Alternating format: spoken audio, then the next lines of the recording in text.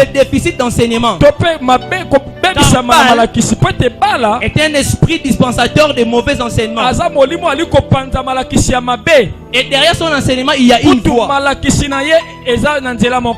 qui se fait retentir comme une trompette. Le trichement de ces prophètes. Parce que Baal aussi a des prophètes. Le temps est arrivé où l'église doit reconnaître distinctement la voix de Satan par ses envoyés. Le temps est arrivé où Dieu doit nous donner la capacité de déceler les faux prophètes. Comme David pouvait discerner la voix de Joab dans celle de la femme de Tekoa. La parole de Dieu nous fait voir clairement que Balaam enseignait à donner à Israël le bien sacrifié aux idoles. Or par elle, l'assemblée d'Israël sera souillée et par ses contacts et sera directement en communion avec l'autel de Baal. Et comme cela, Israël sera affaibli et va attirer la sainte courroux de Dieu sur lui. Cela provoquera la colère de Dieu et Dieu va les détruire pour qu'ils ne puissent pas hériter Canaan. Parce que Sittim était le dernier campement avant Canaan. Exactement des choses se répètent dans notre temps. Le diable sait que bientôt Christ revient pour prendre son épouse. Il est en train de pousser certaines personnes à croire à des faux enseignements pour que tu restes ici et que tu vives la grande tribulation. C'est ça le diable. Il n'est pas un ami de cœur. C'est quelqu'un à dénoncer. Et quand tu vois son prophète, fait comme des Quinois. Amen. Il a des envoyés même à l'église. C'est exactement ce que Jézabel aussi avait réussi à faire. Mais une note importante. Les faux prophètes de Baal étaient des vrais Israélites. C'était des vrais Israélites. Ils croyaient aussi à l'adoration authentique du vrai Dieu. Mais séduits par Jézabel, ils ont abandonné ses enseignements pour devenir la voix de Jézabel et de Baal par-ci. Attention au coaching. Attention au mentorship. Qui connaît la source de ces transferts. Même les élites sont séduits. Ils croient que ce qu'on enseigne est vrai. Mais ce que leur pasteur est en train d'enseigner à l'église n'est pas vrai. Courant derrière beaucoup de conférences, cherchant soi-disant des révélations. Il n'a plus la révélation. Quelle révélation? Même un roi en Israël avait imité l'autel en Syrie. Il demandera même à son élite de pouvoir construire cela. Et l'importation. Nous le voyons aujourd'hui à l'église. Il part en tourisme en Israël. Il revient. Il dit ce n'est plus Jésus.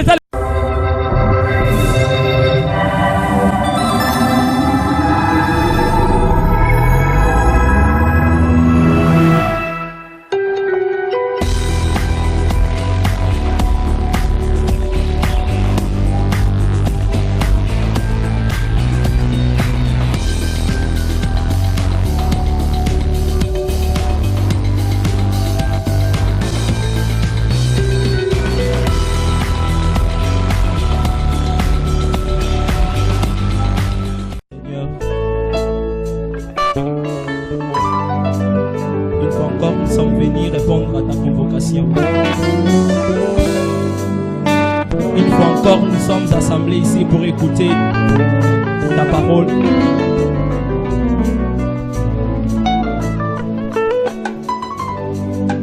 Seigneur, nous te supplions ce soir, parle.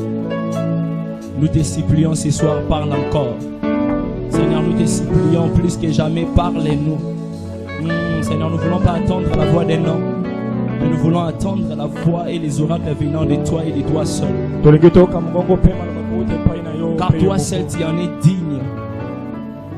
Remplis ces lieux de ta présence. Remplis ces lieux de ta présence.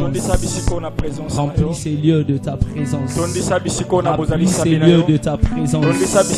Remplis ces lieux de ta présence. Si j'ai une prière à faire ce soir, Il n'y aura qu'un seul sujet, que tu remplis ces lieux de ta présence.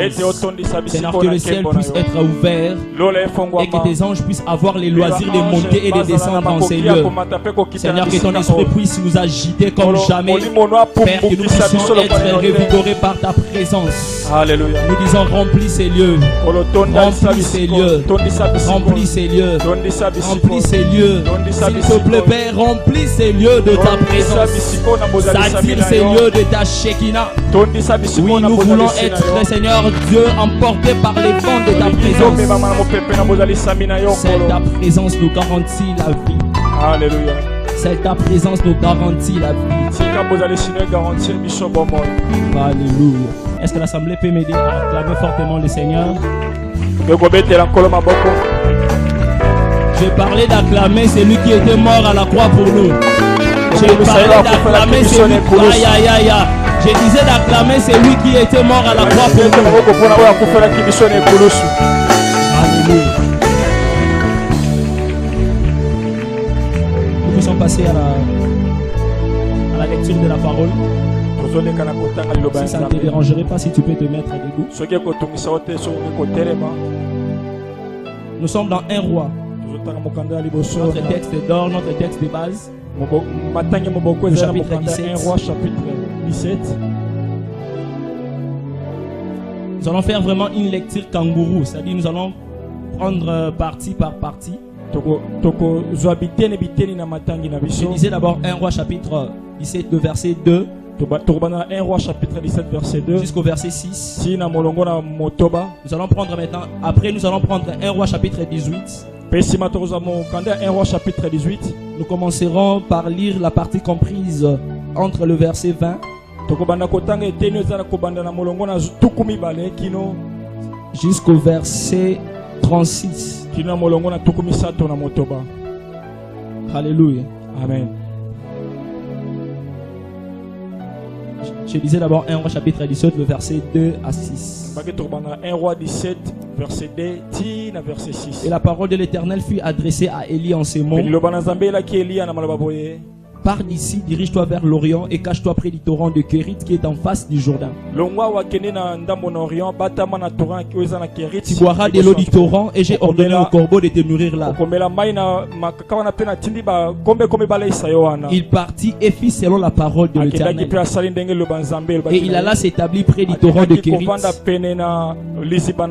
qui est en face du Jourdain. Les corbeaux lui apportaient du pain et de la viande le matin et du pain et de la viande le soir. Et il buvait de l'eau du torrent. Nous allons prendre maintenant 1 roi 18. En fait, tous les chapitres de 1 roi 17 nous concernent. Voire même tout le chapitre 18. Mais comme j'avais dit, on ne va pas faire toute la lecture. Je vous en prie.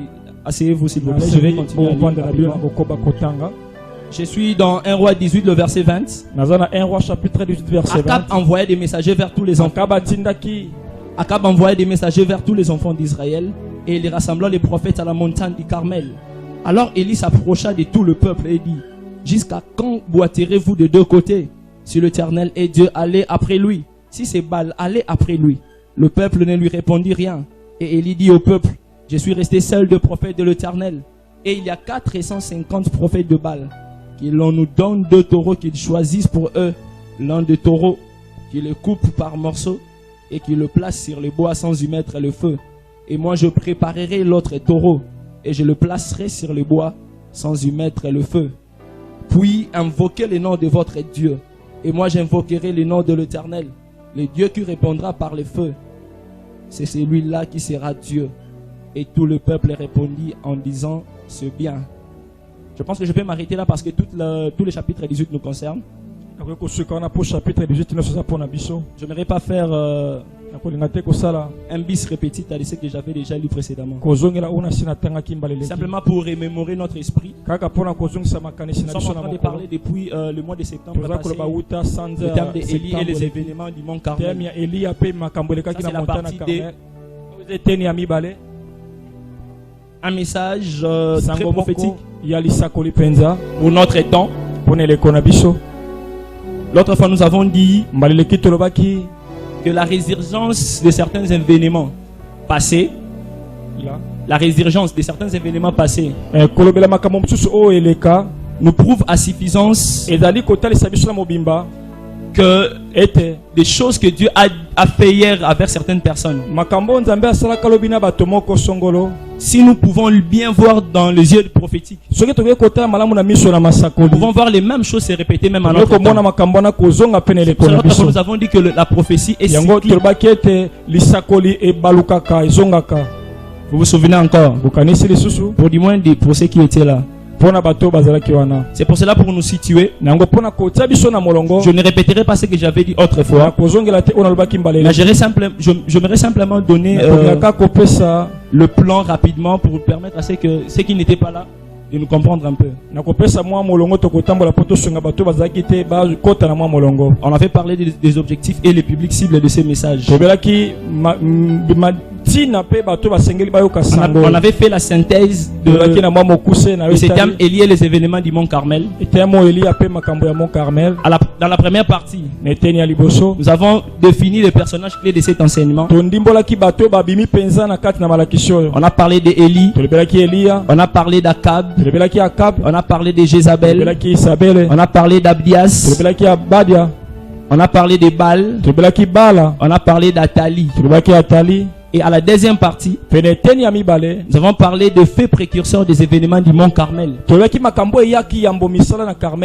tous les événements qui se sont passés avant que Élie puisse se confronter avec les prophètes de Baal sur le Carmel.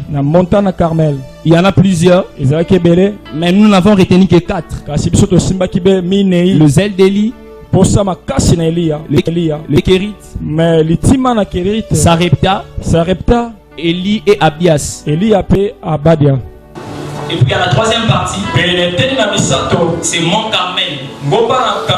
Et là nous avons retenu 6 points. Baal, son autel et ses prophètes. Rétablissement de l'autel de l'Éternel. Présentation de l'offrande par Élie. Le feu de l'Éternel. Mort de prophète de Baal. Puis la pluie ou les retours de la pluie. Et nous avons fait une petite conclusion. Mais rapidement, j'aimerais remémorer notre esprit sur les objectifs et les publics cibles. C'est très important. J'avais dit, nous n'avons pas la prétention de pouvoir indexer du doigt certaines personnes. Je ne sais pas si certaines personnes seront vexées par ces genres de messages. Mais du moins, notre enseignement a pour objectif,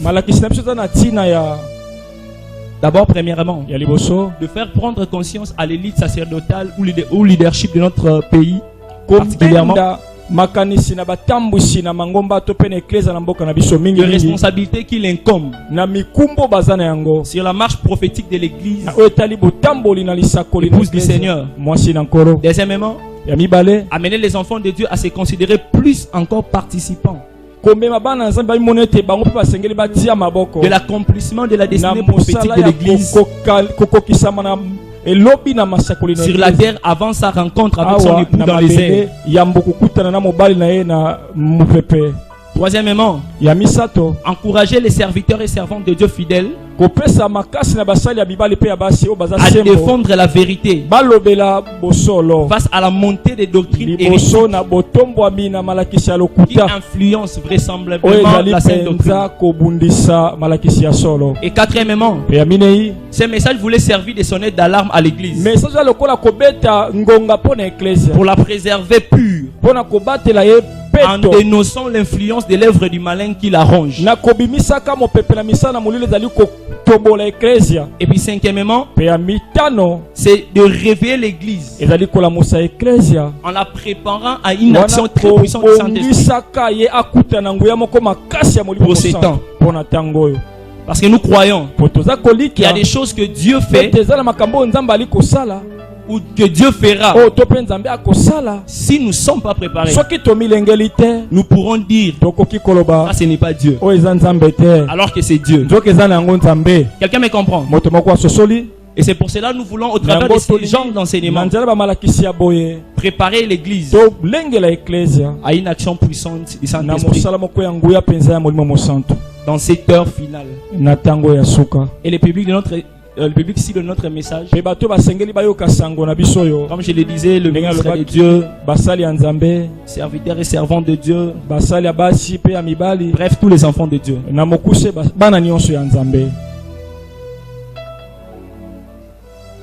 Élie et les événements du mont Carmel.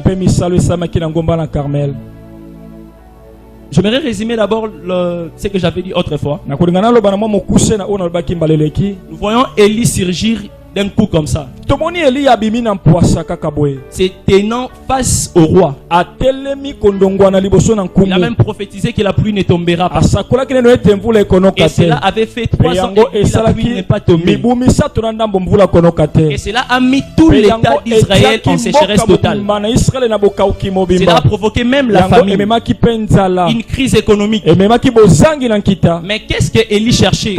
Élie a compris que le roi avec sa femme ont conjugué leurs efforts pour saper le culte du vrai Dieu. Et c'est comme ça Élie avec son zèle ne permettra pas que ces choses puissent demeurer encore longtemps. Il va prendre le courage de se lever et de parler au roi. Et nous l'avons dit, le roi Akab avait hérité du pouvoir alors qu'il n'était pas dans la lignée royale. Il sortait où il était issu, je pourrais le dire, d'un coup d'état. Et il s'est marié à une femme étrangère. Elle s'appelle Jézabel. Cette femme, elle est fille d'un roi aussi, Etbal, de Sidonie. C'est elle qui va amener maintenant l'importation du culte de Baal en Israël. Je dit autrefois ici, Jézabel, son nom, par son étymologie, veut dire fumier. Donc un mélange total. Je disais des fumiers. Donc fumier. Quand tu consultes les dictionnaires, on dit que un fumier, c'est l'ensemble des déjections de bestiaux. Et de la litière. On le mélange ensemble. On les laisse fermenter pour servir d'engrais. Et c'est ça le nom de Jézabel. Dans une pure syncrétique religieuse. Il peut dire au roi Akab, vous adorerez votre Dieu, moi aussi j'adorerai le mien chez vous. Il a même fait construire des hauts lieux de l'adoration de Baal jusque sur le mont Carmel, là où était même le quartier général du culte idolâtre de Baal. Et c'est à ce moment précis que Élie va surgir pour se lever contre le roi. Il va dire non, monsieur le roi, je ne suis pas d'accord avec toi, et plus encore avec ta femme. Sinon à ma parole la pluie ne descendra plus jusqu'à ce que Israël puisse retourner à l'adoration authentique du vrai Dieu. Une seule chose a motivé Élie, c'est de pouvoir combattre l'adoration idolâtre de Baal en Israël. Il n'était pas dérangé par le pouvoir de Akab, mais il avait un zèle pour les choses de Dieu. Parce que derrière le culte authentique, il y avait une alliance. Abraham, Isaac, Jacob. En d'autres termes, si Israël renonçait au culte du vrai Dieu, il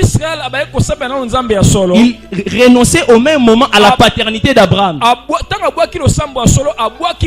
Parce qu'Abraham avait une alliance avec Dieu. Et Dieu devait, de son tour, garantir la sérénité et la sécurité à Israël par rapport à l'alliance qu'il avait fait avec Abraham. Et Israël devait garder l'authenticité de son adoration. Et c'est dans ces moments de confrontation qu'Élie va surgir. Quelqu'un me comprend? Je vais pas avancer. Et dans cette cacophonie, je l'avais dit, Akab, c'est même l'image du pouvoir dominateur politique. Si nous lisons Apocalypse 13, on avait dit qu'il typifie la bête qui sort de la mer, alors que sa femme typifie la bête qui sort de la terre, l'image du clergé frélaté de la fausse prophétie ou du faux prophète. Ensemble, ils vont mettre au monde une fille Athalie. Athalie leur fille. Sa maman Jézabel demandera même au roi Akab que Athalie puisse se marier à Joram, le fils du roi Josaphat du royaume du sud.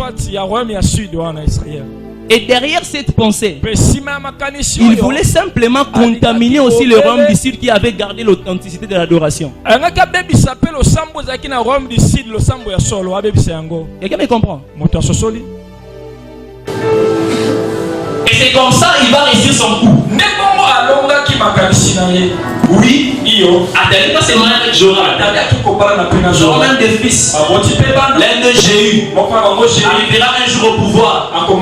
Il sera tué. Et vous allez voir Athalie devenir reine par effraction dans le royaume du sud. Et elle a érigé aussi de hauts lieux.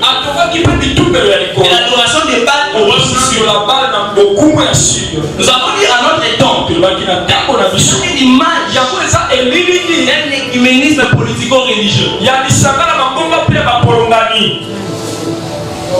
Elle est avec moi. Vous voyez le pouvoir politique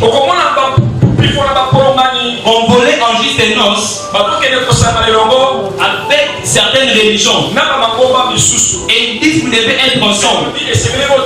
Alors, je l'avais dit autrefois ici, on peut te mettre ensemble des choses de la même nature.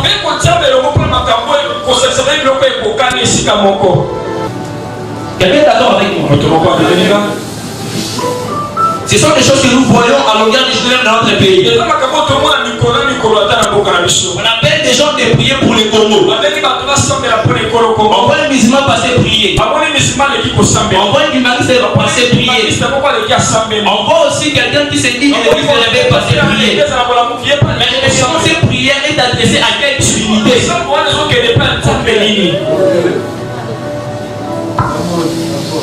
Et vous voulez que Dieu puisse répondre à ce genre de prière?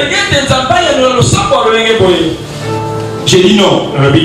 Et cette histoire où nous voyons cela, c'est le moteur de Jésus. Nous avons dit que le même personnage se retrouve. Vous allez voir Israël sous la domination romaine. Il y a un prophète, Jean-Baptiste, qui lui a l'esprit d'Élie. Il y a un roi qui est téléguidé par sa femme Hérodiade. Il demandera plus tard même la décapitation des gens. Et vous avez aussi un clergé qui est prélaté, qui est absent aux abonnés, en train de regarder ces choses se passer comme parler des souverains sacrificateurs d'alors. Mais cette scène se répète aussi en notre temps. Nous avons le même personnage. Et c'est dans ce contexte que Élie va surgir. Et nous allons voir Élie quand il a prononcé cette parole. Dieu va l'envoyer au torrent de Kérit. C'est là où il va recevoir un certain nombre d'instructions. Et Dieu va commencer à lui parler. J'avais dit Kérit vient du mot hébreu karat, qui veut dire tailler. C'est là où Dieu prendra les soins de former Élie. Où Dieu prendra les soins de pouvoir les redresser encore davantage, pour le préparer maintenant à un grand défi plus que celui qu'il avait initié. Dieu lui-même a détaillé les temps de l'exposer devant le roi Akab et devant le peuple d'Israël. Et c'est Dieu qui va lui dire, va te cacher au torrent de Kérit. Et si Dieu te dit de te cacher, si toi tu te révèles, sache que les flèches enflammées de l'ennemi vont t'atteindre. Parce que tu n'auras pas la protection de Dieu. J'aimerais dire à quelqu'un, le temps de ton exposition ne dépendra pas de toi. Cela dépend de Dieu. Parce qu'il a marqué un temps. Le temps Kairos. Pas le temps Chronos. Mais le temps marqué par lui. Où il va décider. Où il va t'envoyer de pouvoir te mettre devant tout le monde et parler de sa part. Si le temps n'est pas encore là, prépare-toi davantage. Prends le temps de pouvoir fouiller davantage. Ne prends pas les kilos de pouvoir se mettre debout et de parler. Sinon les flèches enflammées de l'ennemi vont t'atteindre. Et tu vas tomber. Si tu es d'accord avec moi, tu peux dire Amen. Et nous voyons clairement, Dieu demandera à Élie à boire de l'eau du torrent. Mais ce qui m'étonne, le torrent de Kérit est en face du Jourdain, le grand fleuve. Mais Dieu donne une précision. Tu boiras l'eau du torrent. Tu ne boiras pas l'eau du Jourdain. Mais pourquoi Dieu? Jourdain, c'est notre grand fleuve. J'ai besoin de prendre l'eau du Jourdain. Dieu dit au torrent, bois l'eau du torrent. Car l'eau du Jourdain ne peut pas indiquer pour désaltérer ta soif dans les torrents. Ouais, si quelqu'un me comprend. En d'autres manières, je voulais dire, tu dois apprendre à apprécier et à utiliser les ressources que Dieu a mises à ta disposition au lieu d'envier celles des autres. Pendant que Dieu t'envoie au torrent, il a prévu l'eau pour toi. Cela ne veut pas dire que tu dois aller chercher l'eau qui est en face à Jourdain. Est-ce que tu m'as compris? Parce que l'eau du Jourdain n'est pas faite pour être bu. Et l'eau du Jourdain est faite pour être traversée. L'eau du Jourdain est faite pour être traversée. Il y aura un temps, Élie, tu ne boiras pas l'eau du torrent parce que le torrent deviendra sec. Dieu lui-même prendra soin de te nourrir et de te donner de l'eau. Mais pour le Jourdain, il traversera le Jourdain à sec. Ouais, est-ce que quelqu'un m'a compris? C'est pour ça que quand vous lisez 1 Roi 17:4, Dieu va dire, tu boiras l'eau du torrent. Et j'ai ordonné au corbeau de te nourrir là. Et j'aime la version Tob, traduction écuménique de la Bible. Il dit, ainsi tu pourras boire au torrent. Et j'ai ordonné au corbeau de te ravitailler là-bas. Élie reste au torrent. Dieu viendra te ravitailler au torrent. Reste au torrent. Parce que les ravitaillements, ce sont des denrées nécessaires à la consommation. Dieu lui-même prend les soins de savoir ce que tu vas être nourri. Et ça, c'est le début du surnaturel dans la vie de Élie. Élie va commencer à expérimenter Dieu. J'aimerais dire à quelqu'un, sans les torrents de Kérit, il n'y aura pas l'effet sur le mont Carmel. Car le surnaturel avec Dieu commence dans les secrets en train de se manifester en public. Ne prends pas les kilos de pouvoir te présenter. Oh, Dieu m'a dit, je vais vous démontrer. Est-ce que tu as les témoignages du surnaturel dans le secret? Moïse avait le témoignage du surnaturel. Dans Exode chapitre 4, le verset 10, où nous voyons Dieu dire à Moïse, prends la verge et jette-la. Et la verge est devenue le serpent. Il va reprendre la verge. Dieu va lui dire, mets ta main sur ton sein.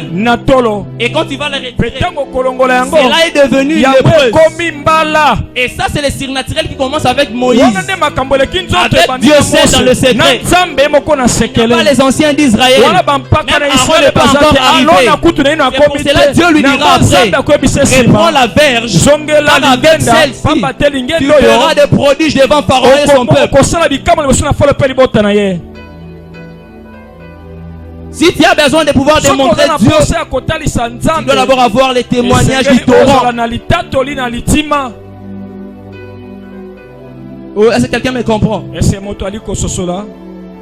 Il y a une chose très importante. On nous donne une précision que l'eau du torrent était devenue à sec. Et Dieu lui-même s'est arrangé pour dire à Élie de pouvoir partir de là pour aller à Sarepta.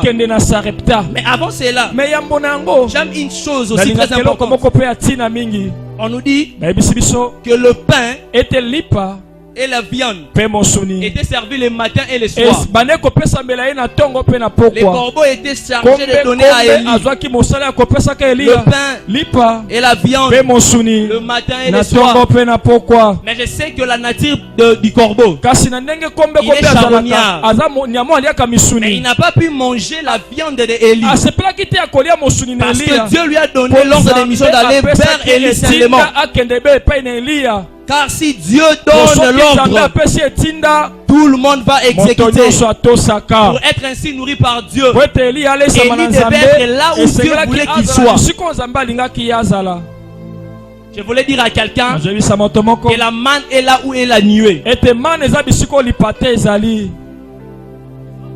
Et non pas ailleurs. Oui. Le pain et la viande le matin, le pain et la viande le soir. Oui, c'est la lumière du soleil qui se couche. Elle est la même lumière du soleil qui se lève. Il n'y a pas de lumière. Il n'y a qu'une seule lumière. Je parlais de la parole de Dieu. Parce que Psaume 119, verset 5 me le dit. Que ta parole... Oh, est-ce que quelqu'un me comprend? Ta parole est une lampe à mes pieds, une lumière dans mon sentier, et une lumière qui est dans mon sentier. Je parlais de la lumière comme parole de Dieu. On ne peut pas enseigner des choses aujourd'hui et disons que cela a changé. Le pain et la viande du matin, c'est la même. Le pain et la viande, c'est là bientôt même. Si tu enseignes Moïse, il est l'ombre des choses à venir. Mais Jésus lui-même, comme dispensateur du soir, il n'est pas contre Moïse. Il dit, je ne suis pas venu abolir la loi, je suis venu l'accomplir. Au nom de quelle révélation toi tu abolis la loi de Moïse? Reste au torrent. Reste au torrent. Car ton positionnement spirituel, ton exposition et ta bénédiction dépend de ta géolocalisation. Si tu bouges, les corbeaux ne te trouveront pas dans les torrents. Est-ce que tu m'as compris? Quand nous comprenons que les torrents de Kérit nous enseignent trois notions très importantes. La notion du temps de Dieu, la notion des ressources prévues par Dieu pour ces torrents, et nous avons la notion de la provision surnaturelle de Dieu. Amen. Amen. Après, Dieu va envoyer Élie aller vers la femme de Sarepta. Élie va partir à Sidon. Exactement dans les mêmes contrées ou dans les mêmes pays de Jézabel. Cette femme de Sarepta, nous l'avons dit, est la préfiguration de l'église tirée des nations. Quand la fille de Sion, Israël a refusé l'évangile, cette femme a ouvert son cœur. Bien qu'elle avait un peu de farine, elle avait un peu d'huile, elle a cru aux paroles du prophète, aux paroles du temps, à la parole de l'heure.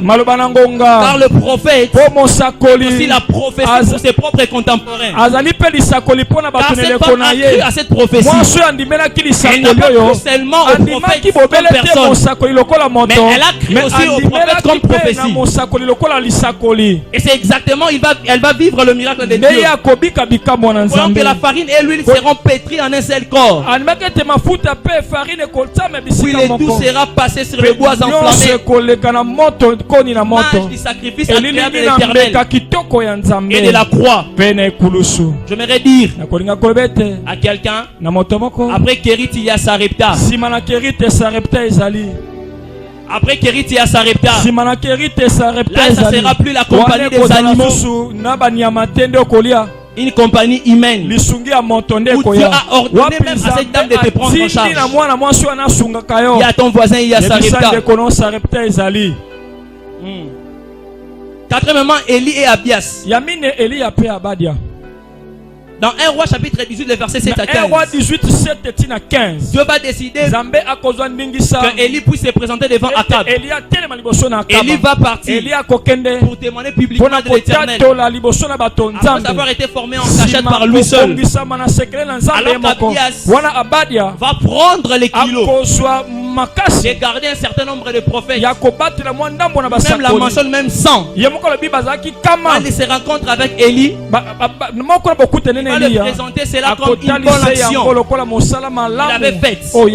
Il a dit, j'ai gardé même une centaine de prophètes. Je les nourrissais de pain et de l'eau dans ma cachette. Aujourd'hui, il y a encore des ministres qui sont des Abias.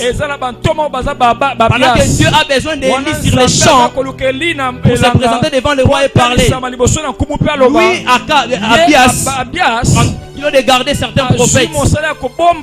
Élie dira même qu'il est resté seul, alors qu'il y en avait plusieurs. Le ministère d'Abias, l'image de vrais croyants, serviteurs servants de Dieu, de l'évangile, qui connaissent Dieu, mais se cachent pour les témoigner devant les impies. Et on perd de se montrer publiquement pour défendre la sainte doctrine. Ils sont parmi nous. Ils compatissent même avec les pouvoirs politico-religieux, hostiles à la vraie foi. Les Abias choisissent même la résignation. Au lieu d'aller au combat pour Dieu, voyant faire de bonnes actions en finançant la construction de certaines églises, en faisant des campagnes d'évangélisation entre guillemets, pour ne pas gagner des âmes, mais pour faire des soubassements aux certains intérêts politiciens. Ils les disent, ils les font. Ils mettent l'argent dans la poche et ils disent, nous servons le Seigneur. Ça, c'est le ministère d'Abias.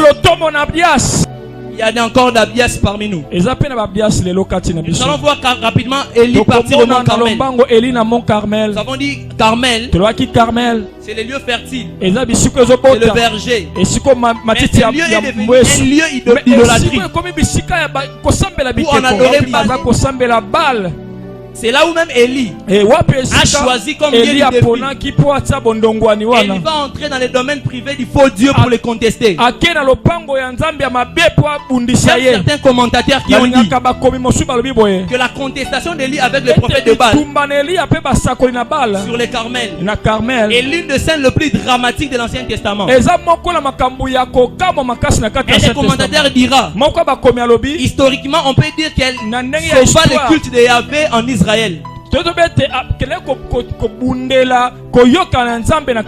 nous comprenons aussi que l'enjeu de la contestation n'était pas de démontrer lequel des deux est vrai et Dieu.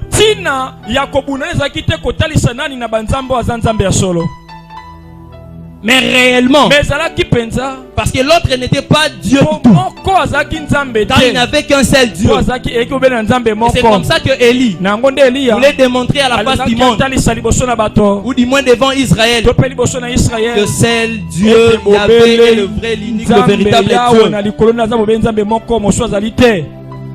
Et nous allons voir Baal, son autel et ses prophètes. Baal, qui est-il? Nous avons dit que Baal c'est l'image ou le prototype de Satan le diable. Son nom même indique signifie maître propriétaire. Ainsi il définissait tous ses adeptes. Il était le maître des phénomènes surnaturels. Il avait même le pouvoir d'arrêter la pluie. Il avait même le pouvoir d'arrêter toutes sortes de choses. Et c'est comme ça il croyait. Mais nous disons non. Il y a un seul Seigneur créateur du ciel et de la terre. C'est lui qui fait descendre la pluie comme il veut et quand il veut. L'Écriture appelle aussi Satan le Dieu de ces siècles. Ça nous semble dans 2 Corinthiens chapitre 4 le verset 4. Amen. 2 Corinthiens chapitre 4 le verset 4. La Bible l'appelle le Dieu de ces siècles. Donc lui aussi il a un royaume. Il a un sacerdoce. Il a des sacrificateurs. Il a des prophètes. Il a même tout un culte voué à lui. Il y a un culte voué à Satan. Il y a des satanistes. Ils commencent à parler même librement aujourd'hui. Dans des médias. Disant que je suis fille du diable. C'est pour ça que la parole de Dieu le reconnaît dans 1 Jean chapitre 5 le verset 19. Et que le monde entier est sous la puissance du malin. Aujourd'hui encore bien aimé, l'esprit de Baal agit dans le monde. Et a déjà infiltré les arcanes du sacerdoce royal. Mettant mal à l'aise l'élite sacerdotale vraie. Faisant déjà une partie de l'élite sacerdotale médiocre. En les amenant à enseigner toutes sortes d'hérésies et des enseignements hypnagogiques à la vraie foi de Jésus-Christ. Et dans tout cela, il vise simplement l'élévation de l'autel de Baal pour le bâtir à l'église. Exactement comme Jézabel avait fait. Dans la terre sainte d'Israël, elle a eu l'écrit de bâtir aussi un hôtel à Baal. C'est ça que ces hommes de Dieu sont en train de faire. Je dirais l'hôtel de Baal, c'est l'image spirituelle de toutes sortes d'enseignements et doctrines contraires à la parole du Christ. Or l'Écriture nous le dit dans Ephésiens chapitre 2 le verset 22. J'aime la version français courant. Vous êtes vous aussi la construction qui s'élève sur les fondations posées par les apôtres et les prophètes. Pierre donc en est Jésus-Christ lui-même. C'est lui qui assure la solidité de toute la construction et lui permet de grandir pour former un temple saint dans le Seigneur. Dans l'union avec lui, vous faites partie vous aussi des constructions pour devenir avec tous les autres une maison dans laquelle Dieu habite par son esprit. Et c'est comme ça Baal est en train d'agir. Nous comprenons donc à la lumière de la sainte parole de Dieu qu'il s'agit d'un problème de construction ou de déficit d'enseignement. Car Baal est un esprit dispensateur de mauvais enseignements. Et derrière son enseignement, il y a une voix qui se fait retentir comme une trompette. Le trichement de ses prophètes. Parce que Baal aussi a des prophètes. Nous remarquons une chose. Dans Apocalypse 13, le verset 11 à 13. La deuxième bête qui a l'apparence d'un agneau, au milieu d'un prophète, mais à la voix du dragon. Apparence de l'agneau, voix du dragon. Est-ce que nous comprenons? Le temps est arrivé où l'église doit reconnaître distinctement la voix des saints par ses envoyés. Le temps est arrivé où Dieu doit nous donner la capacité de déceler les faux prophètes. Comme David pouvait discerner la voix de la femme, la voix de Joab dans celle de la femme de Tekoa. Par la parole de Dieu nous fait voir clairement que Balaam enseignait à donner à Israël le bien sacrifié aux idoles. Or par elle, l'assemblée d'Israël sera souillée. Et par ses contacts, et sera directement en communion avec l'autel de Baal. Et comme cela, Israël sera affaibli et va attirer la sainte courroux de Dieu sur lui. Parce que Dieu insistait toujours sur la sanctification du peuple. Et par-dessus tout, de tous les comptes d'Israël. Et par surcroît, la faiblesse d'Israël va donner l'avantage au diable. Exactement ce qui est arrivé à Israël. Nous sommes dans Nombre 25. Dans le dernier campement à Sittim, nous voyons une prêtresse de culte moabite, Cosbi, va pousser à une certaine élite les enfants d'Israël pour concocter en juste et noces. Non, de convoler en juste et noces. Avec certaines filles moabites. Et de ces unions illicites, cela provoquera la colère de Dieu. Et Dieu va les détruire pour qu'ils ne puissent pas hériter Canaan. Parce que Sittim était le dernier campement avant Canaan. Mais exactement les choses se répètent dans notre temps. Le diable sait que bientôt Christ revient pour prendre son épouse. Il est en train de pousser certaines personnes à croire à des faux enseignements pour que tu restes ici et que tu vives la grande tribulation. C'est ça le diable. Il n'est pas un ami de cœur. C'est quelqu'un à dénoncer. Et quand tu vois son prophète, fait comme des Quinois. Amen. Il a des envoyés même à l'église. Est-ce que tu le comprends? Ils œuvrent jour et nuit pour la propagation des mauvais enseignements, pour pousser le peuple de Dieu dans l'inconduite ou l'immoralité spirituelle. C'est exactement ce que Jézabel aussi avait réussi à faire. Mais une note importante, les faux prophètes de Baal étaient des vrais Israélites, frères. C'était des vrais Israélites. Ils croyaient aussi à l'adoration authentique du vrai Dieu. Mais séduits par Jézabel, ils ont abandonné ces enseignements pour devenir la voix de Jézabel et de Baal par-ci. Tu peux bien commencer à enseigner la parole de Dieu. Mais j'aime ce que Papa Dallo a toujours dit. Bien commencer le ministère ne te garantit pas de bien le finir. Tu peux bien commencer, mais tu finis mal. L'important c'est de bien commencer et de bien finir.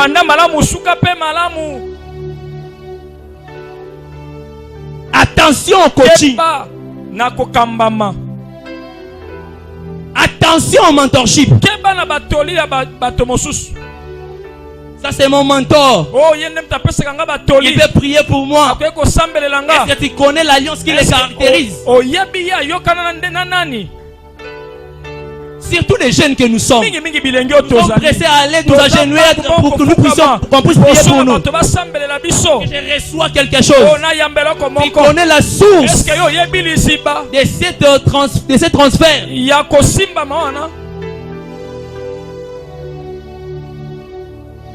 Tu connais la source. Même Jésus va prédire. Les gens voyaient la grande séduction spirituelle à venir. Dans Matthieu chapitre 24, même la version second 21. Si quelqu'un vous dit alors, le Messie est ici, où il est là, ne le croyez pas, car de prétendus Messie et de prétendus prophètes surgiront. Ils feront des grands prodiges et des signes miraculeux au point de tromper. Si c'était possible, même ceux qui ont été choisis. J'aimerais dire à quelqu'un, même les élus aujourd'hui sont séduits par les enseignements de Jézabel. Même les élus sont séduits. Ils croient que ce qu'on enseigne est vrai. Mais ce que leur pasteur est en train d'enseigner à l'église n'est pas vrai. Courant derrière beaucoup de conférences, cherchant soi-disant des révélations. Daddy n'a plus la révélation.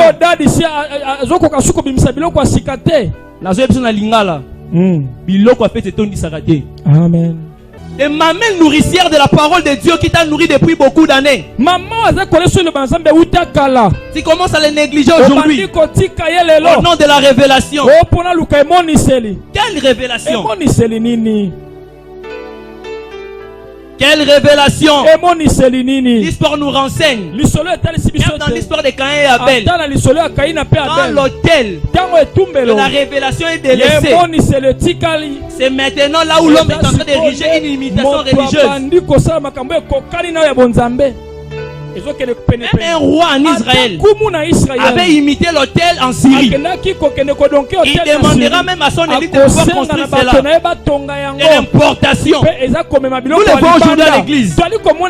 Il part en tourisme en Israël. Il revient. Il dit ce n'est plus Jésus. Oh, j'ai la révélation. Ce n'est plus Jésus. Il commence à accepter les enseignements des rabbins juifs. Il demande de Jésus-Christ. Oh, Yeshua Hamashi. Oh, Yeshua. Oh, Yeshua. Tout patati patata. Je suis d'accord avec tous ces noms. Parce que je sais une chose. Même en Égypte, Joseph ne s'appelait pas Joseph. Il s'appelait Tsapnat Paenea. Mais je te pose la question. On lui posait la question. Pourquoi on l'appelait Tsapnat Paenea? Il regardait ou il ne regardait pas?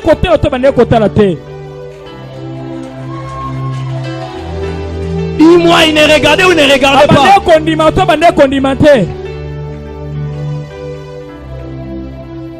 J'aimerais te dire, Joseph est en Égypte. Il n'est plus en Israël. C'est le temps maintenant. Le blé doit être acheté en Égypte. Le temps n'est plus. Où tu dois commencer à dire, je suis d'accord avec le nom de Yeshua Hamashiach. Mais laisse-moi aussi de l'appeler Jésus. Je chasse les démons au nom de Jésus. Je ne serai jamais influencé. Si je l'appelle Joseph, il va me regarder. Si je l'appelle Tsapnat Paenea, il va me regarder. Parce qu'il est encore en Égypte. Même en Égypte, Joseph, quand ses frères vont arriver, il ne parlera pas araméen ni hébreu. Il parlera égyptien. Il y aura un interprète pour l'interpréter. J'aimerais te dire, je suis l'interprète aujourd'hui. Je suis l'interprète. Un rabbin ne parlera pas mieux que moi de la révélation du Christ. Joseph est en Égypte. Je parlerai de Jésus puisque les rabbins ils n'ont pas la révélation. Joseph est en Égypte. Ils ont besoin de la révélation. Ils doivent quitter Israël et venir en Égypte. Même en son temps, les enfants de Jacob sont partis acheter le blé en Égypte. Pour leur salut en ces temps-là. Toujours intimidé. Au nom de révélation, des faux enseignements sur la délivrance. Quelqu'un qui ne s'est pas repenti. Et vous chassez les démons. J'aimerais te dire, les démons obéiront parce qu'ils vont écouter le nom de Jésus. Mais la personne qui n'est pas construite dans l'enseignement, qu'est-ce que vous faites de lui? Quand l'onction tombe, il tombera, les démons sortiront. Mais il restera la même personne.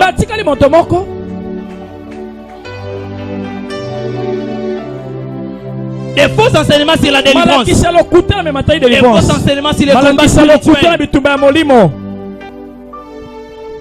Je crois au combat spirituel. Et il y a une manière biblique d'enseigner les combats spirituels. Je crois à la délivrance. Et il y a une manière biblique d'enseigner la délivrance. N'enseignez pas des choses en dehors des Écritures. La base, c'est l'autel. L'autel de la révélation. Qui est la croix du Christ. La base de toutes choses. La foi ne peut pas partir sans la croix du Christ. Car elle est l'autel par excellence sur lequel nous devons devons bâtir notre foi. Si tu as besoin de la guérison, il faut penser à la croix. Penser à la croix, il a porté nos maladies, il a porté nos infirmités. Il n'y a pas de guérison en dehors de la croix. On ne peut pas bâtir sur la croix de Jésus. Ça, c'est la superstition. C'est Jésus peut être élevé. L'apôtre Paul ira même loin. Il dira c'est une folie pour ceux qui périssent, mais pour nous qui sommes sauvés, elle est une puissance de Dieu. Et il dira plus loin dans 1 Corinthiens chapitre 2, le verset 4. Et ma parole et ma prédication ne reposaient pas sur des discours persuasifs et la sagesse. Non. Par une démonstration d'esprit et de puissance. La croix, c'est une puissance. Il va dire, je n'ai point honte de l'évangile. C'est une puissance de Dieu pour les salut de quiconque croit. Ne falsifiez pas les messages de la croix. Non d'une quelconque révélation. La meilleure révélation de la parole de Dieu, c'est celle qui pose Christ comme les solides fondements dans les cœurs des croyants. Deuxièmement,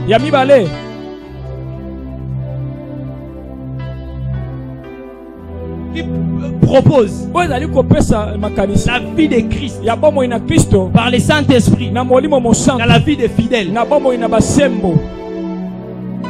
Deuxièmement, qui impose la vision du trône céleste et divin sur la terre dans toute sa quintessence.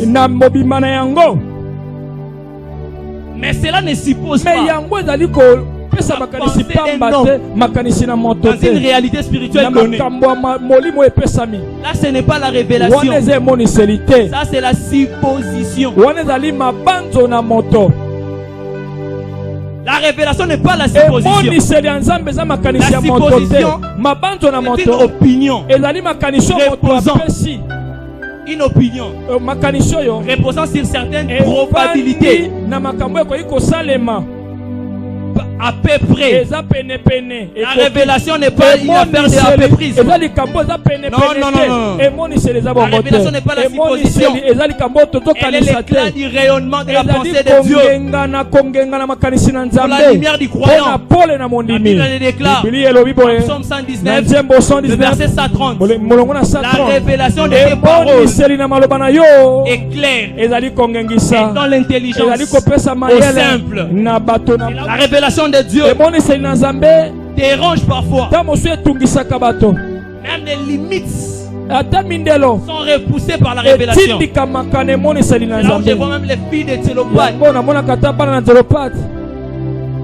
n'ayant pas l'héritage selon la loi. Quand papa va mourir, ne laissant pas de fils, qualité pour l'héritage.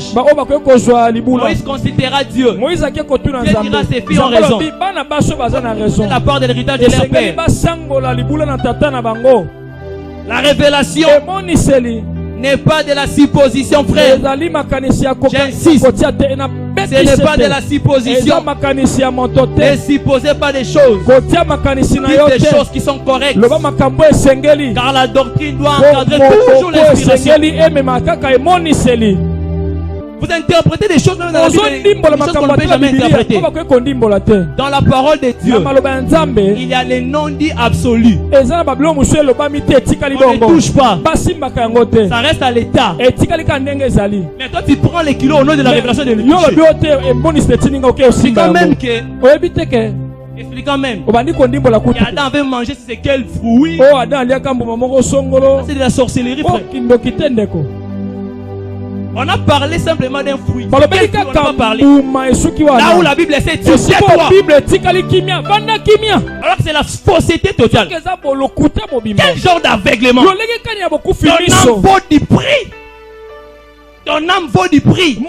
Ça a coûté le sang de Jésus. Il ne va pas le mettre à la disposition de tout le monde. Faisons très attention. Et nous allons voir Élie rétablir l'autel de l'Éternel. Il va faire en sorte que l'autel soit rétabli.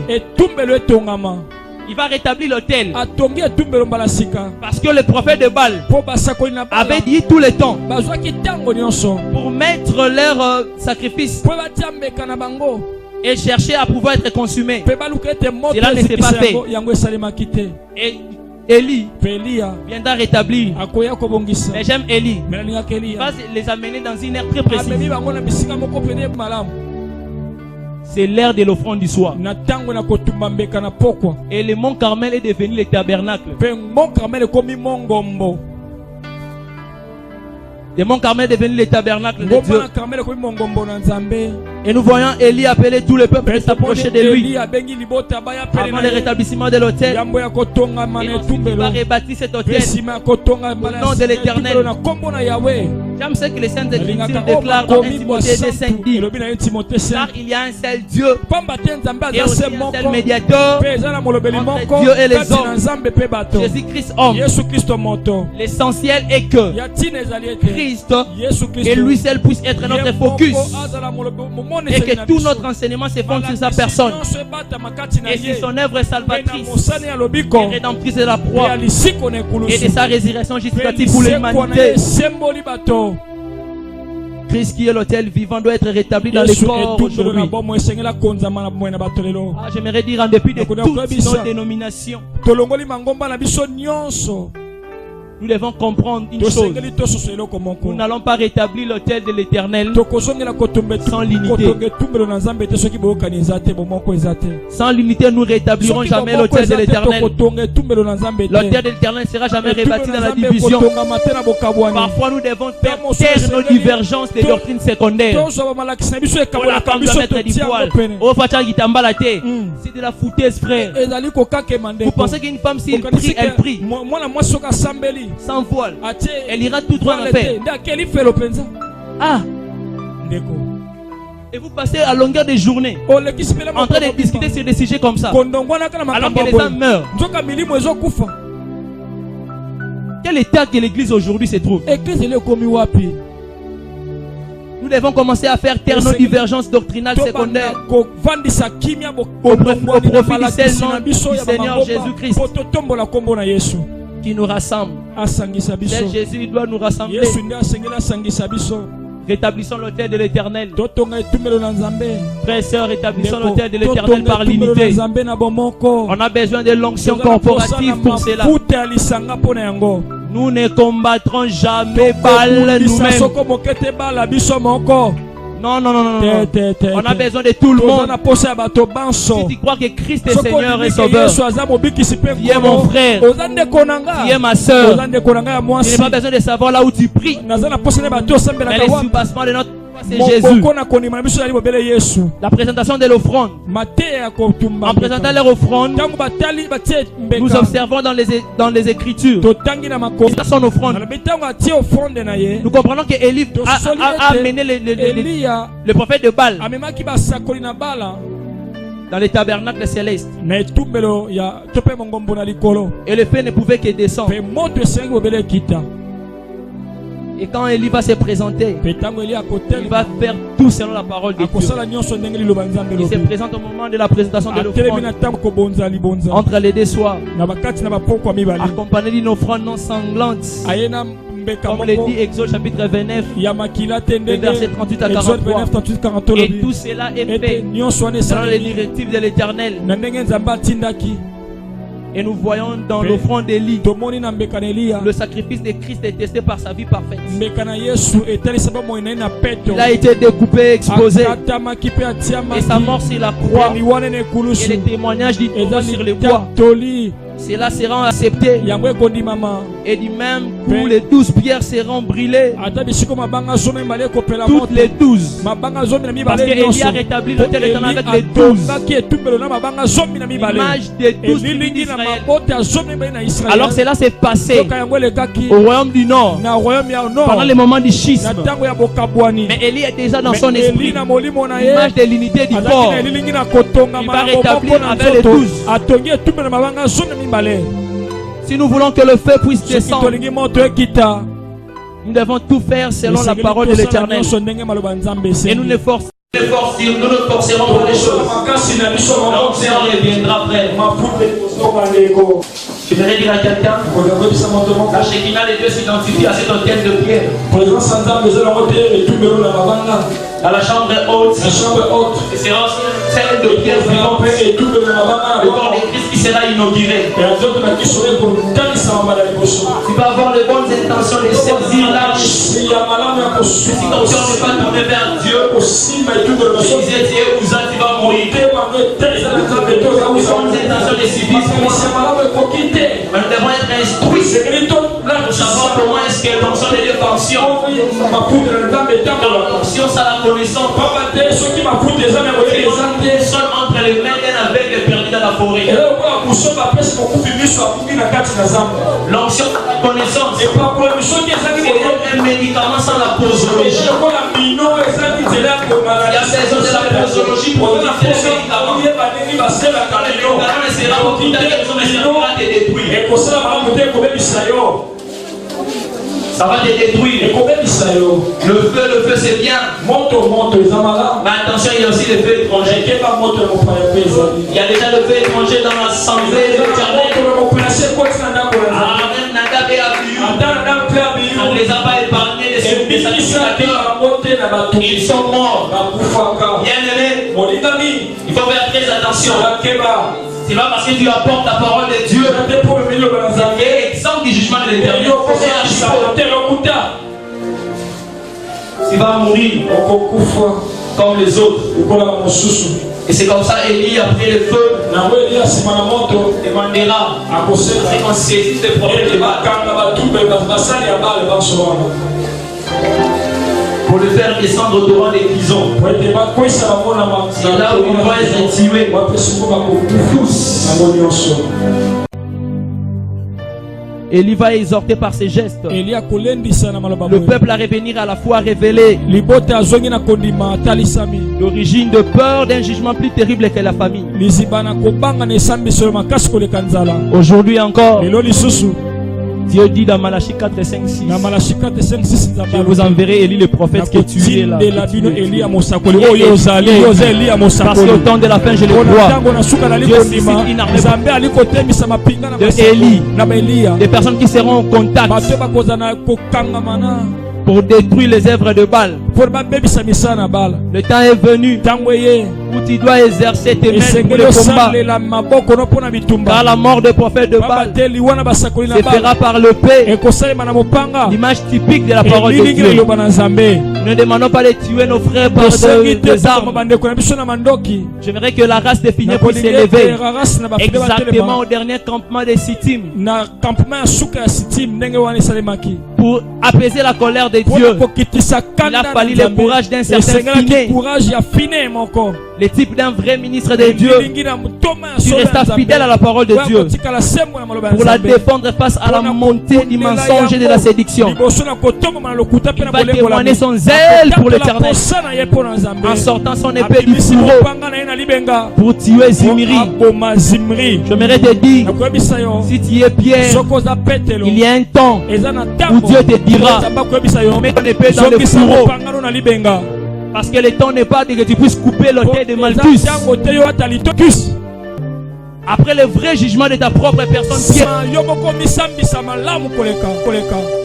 Après la descente du feu du Saint-Esprit dans la chambre haute, tu auras maintenant l'intelligence et la sagesse d'utiliser l'épée. Tu ne couperas pas l'oreille de Malchus, mais tu vas tuer 3000 hommes. Le temps est venu où nous devons nous lever comme de pierre pour témoigner notre zèle pour l'Éternel, exactement comme Élie qui va tuer le prophète de Baal pour mettre fin au culte de l'âtre de Baal. Le ministre de Dieu que tu es, enfant de Dieu que tu es, serviteur, servante, tu dois utiliser ton épée qui est la parole de Dieu. La Bible dit dans Jérémie chapitre 48, le verset 10, maudit c'est lui qui fait l'œuvre de l'Éternel avec négligence, qui éloigne son épée du carnage. La version française courant dit que le Seigneur maudisse ceux qui font son travail avec mollesse et privent son épée de sang. Un faux enseignement, une fausse doctrine est un hôtel étranger à renverser. On doit le faire avec la parole. C'est comme ça la pluie va revenir. Si aujourd'hui nous ne jugeons pas notre mal de manière profonde, la sécheresse continuera. La pluie ne descendra pas. La pluie, l'image de la bénédiction de Dieu, de la puissance de l'église du temps de la fin. Car n'oubliez pas, la pluie précède l'enlèvement d'Élie.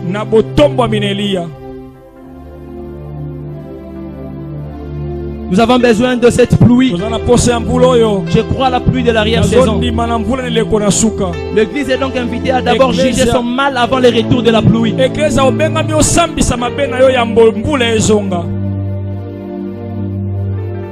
Le réveil tant entendu ne reviendra pas avec des vains slogans. Il n'y a pas de slogan à faire.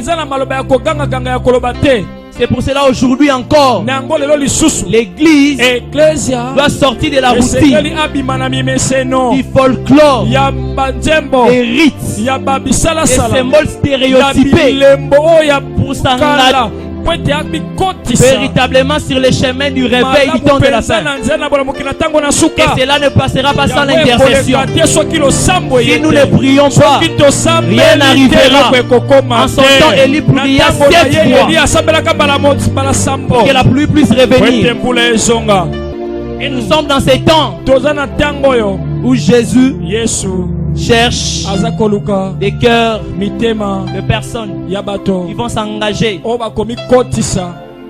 Premièrement, pour renverser l'autel de Baal, reconstruire l'autel de l'Éternel, tuer les prophètes de Baal.